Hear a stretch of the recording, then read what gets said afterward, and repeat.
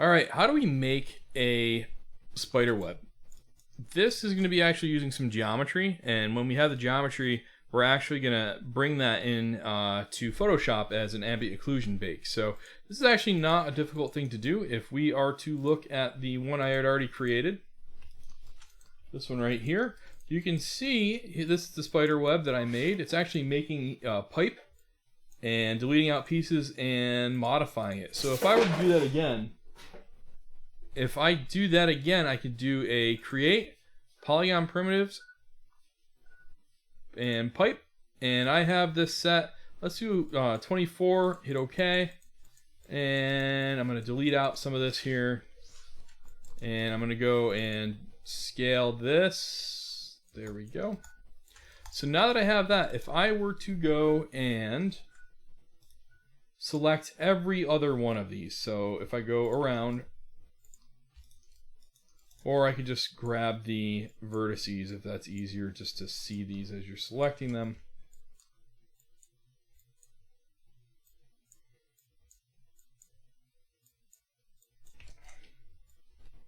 Okay, I'm going to scale this inwards.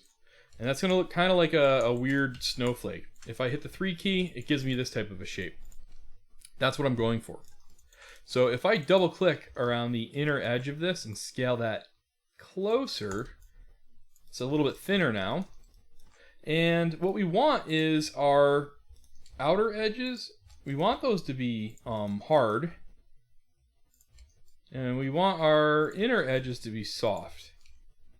And what I mean is that idea that there's that loop that happening. So you guys all know about the hold edge idea. We can use bevel to do that. So I'm going to do that right now, where I have all my exterior edges. And if I go into bevel, I don't want it that bad. I want it to be very close to each other. I want 2 segments.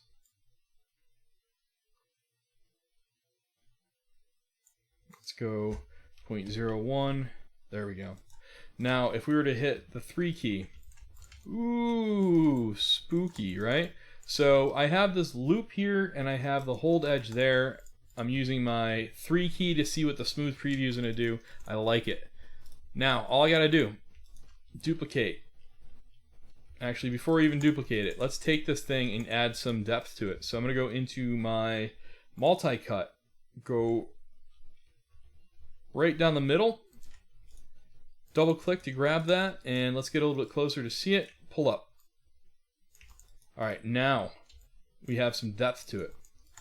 And we're going to duplicate this a bunch of times. So duplicate once, scale it down, duplicate it, scale it down, duplicate, scale it down. And I think spider webs, they tend to get larger and more webbing as it goes outwards, so we kind of want to work out that concept like this too. So we're going a little bit like this. Now I know it's also scaling in weird ways. We'll fix that in a second.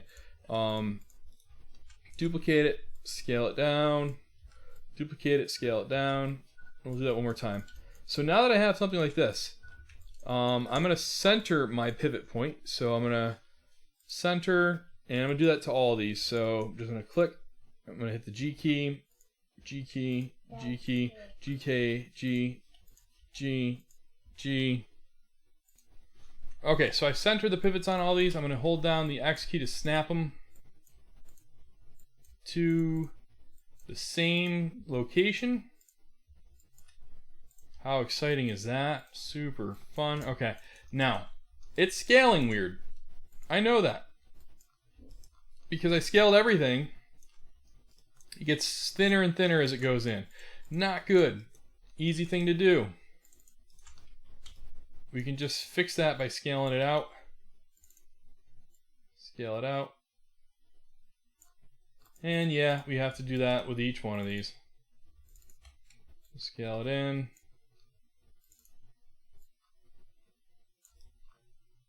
So we're just kind of redefining where the thickness of this is. So do that with each one of these. I'm going to bring myself, I'm going to pretend I already did that with all these. I'm going to make a cube. Scale that down. Delete half, or delete everything but this face. and center the pivot point on it and snap it down. Let's scale it down some more. And let's also add a multi-cut. We're going to go all the way across the middle. And we're also going to pull that one up a little bit too to give some depth. I think you see where I'm going with this. I hope. Alright, so you have this. Duplicate it. Rotate it. Duplicate it, rotate it. And just keep doing that until you have your spider web created. Then you would combine all this. Let's do a mesh combine and mesh smooth. And now we have a spider web. And we can use that to bake out an ambient occlusion with it. So let's go into XNormal.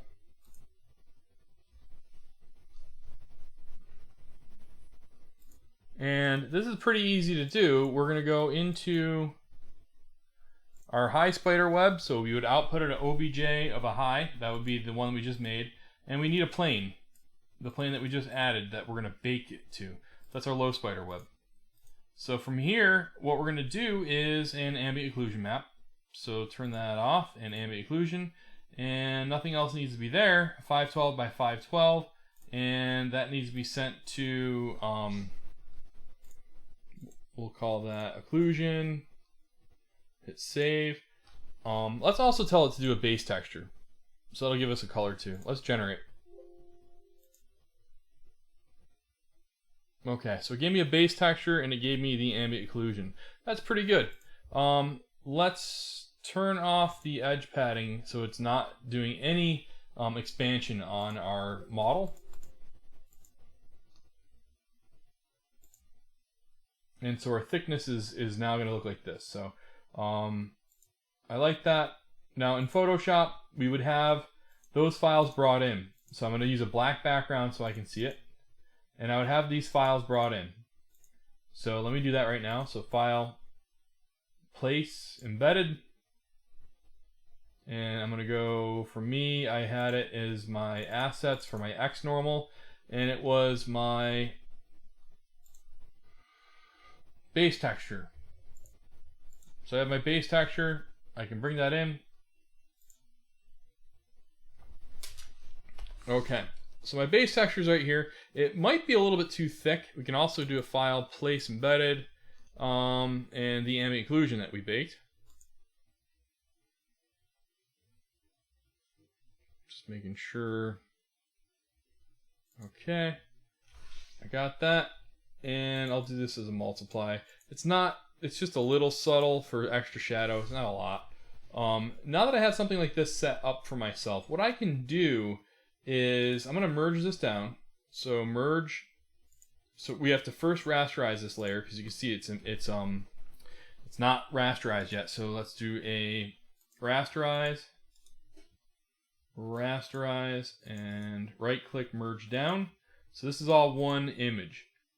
Now I would like to start to be able to modify this so it actually feels like it is an organic spider web. It's too geometric right now. So how could I do that?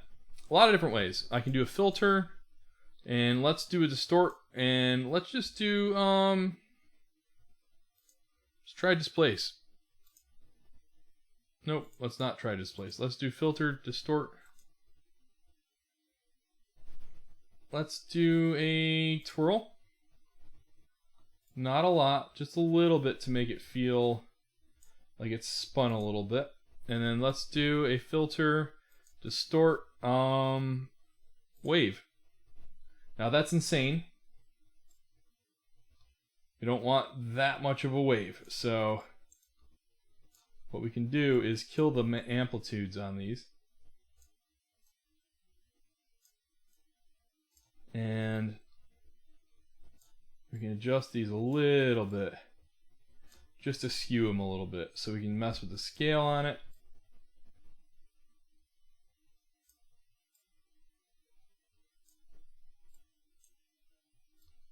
maybe do something like that. So now if I hit OK, now it's skewed. So it's looking like it might have, it's a cobweb more. Now it's not expanding all the way to the sides. I think it's okay.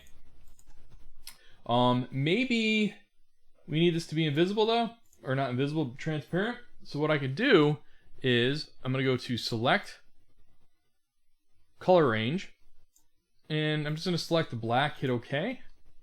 And we can just take that and make an alpha. Now I can't see anything, because what this ended up making an alpha of was a little too much. So let's do that one more time. Instead of the alpha that we put on there, let's do a select, color range, and we're gonna do highlights. Okay, now let's mask that. Okay, so now that's what I meant to do. So this is invisible in the sense that the background is not going to be there. You can see that that's actually what's an output as. This is awesome because now what I can do with this is bring that into Maya and mess around with it. Now, before I do that, I notice it's a little bit off of the screen. I can mess around with those, bring in the white lines across there. If this bothers you that it's not touching the sides, we can go ahead and switch to our brush. I'm going to go to hard round and go from here to there and act like I know what I'm doing by not painting black but painting white. So let's see if we can get that to happen. Our flow and opacity.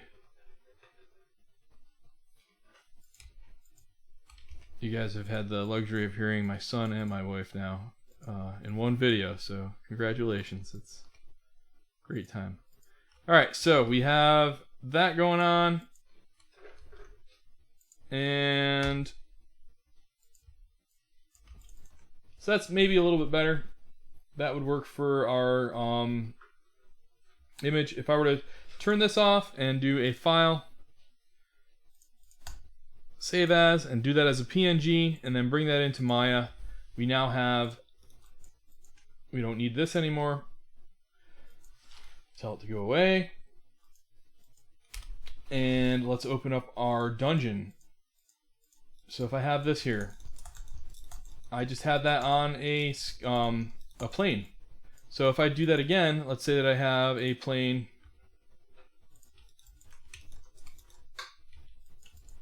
and I transfer my material to it. So my Spiderweb. Okay. And now to get that to seem like it's a little bit more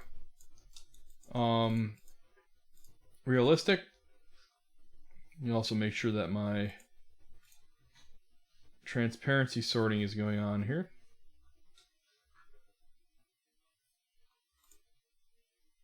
I'm gonna go depth peeling on that. It seems to work. There we go. So, all right. If you want this to bend and all those fun things, what we could do is a multi-cut, and we can cut across here, here, here, and here. And I'm gonna go to vertices and pull. And now you got a spider web that we can add to all sorts of fun stuff. We can put it on top of this thing. You know. Go crazy.